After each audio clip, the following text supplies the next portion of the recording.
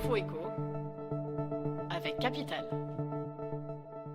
L'info pratique du jour, les stations-service vont désormais pouvoir afficher le prix de l'essence en euros pour 100 km. Ce nouvel indicateur doit permettre de se rendre compte de la distance parcourue ou de celle à prévoir. Les carburants les plus propres ressortiraient grand gagnant puisqu'un voyage en véhicule électrique coûterait ainsi 2,90 € pour 100 km.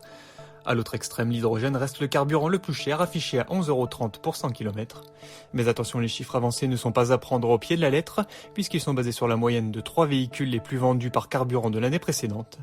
Plus d'infos à retrouver sur capital.fr. Le chiffre du jour, 630 km/h. C'est la vitesse à laquelle pourrait rouler le nouveau train futuriste créé par la Chine. L'Empire du Milieu a dévoilé un prototype de train à suspension magnétique capable de dépasser les 630 km/h. Un nouveau record alors que la Chine possède déjà avec le Maglev le train le plus rapide au monde. Les scientifiques en charge du projet visent même à terme une vitesse approchant les 800 km/h. Un train qui sera selon eux beaucoup plus économique que ses concurrents japonais. Le coût mis en avant pour ce projet est évalué entre 31 et 38 millions d'euros. Les Chinois évoquent déjà la date de 2027 pour une mise en circulation. Plus de détails sur notre site. Le coup de gueule est poussé par 150 élus bretons de tous bords. Dans les colonnes du journal du dimanche, ils enjoignent Emmanuel Macron d'organiser un référendum pour la Bretagne afin d'engager le processus législatif qui permettra dans un premier temps de consulter les électeurs de Loire-Atlantique sur leur souhait ou non de rejoindre la Bretagne.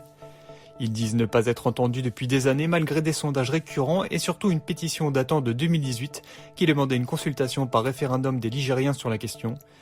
Il rappelle qu'elle avait recueilli plus de 105 000 signatures, soit 10% des électeurs inscrits.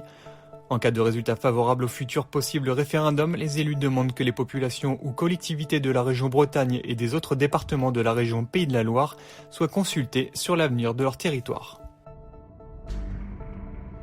On termine par le petit business juteux auquel s'adonnaient des fonctionnaires municipaux à Champigny-sur-Marne, dans le Val-de-Marne. Ils auraient pris part à un trafic d'objets multimédia, dont des smartphones dernier cri et des tablettes. Au total, il y aurait eu environ 200 appareils détournés selon des sources proches de l'enquête. Un employé municipal cité par nos confrères du Parisien évoque même des centaines de milliers d'euros subtilisés ces dernières années. 2 personnes ont été placées en garde à vue puis relâchées, mais l'enquête continue et les 2 personnes impliquées pourraient être mises en examen pour détournement de fonds publics, vol, recel de vol et enrichissement personnel. C'était l'info éco avec Capital.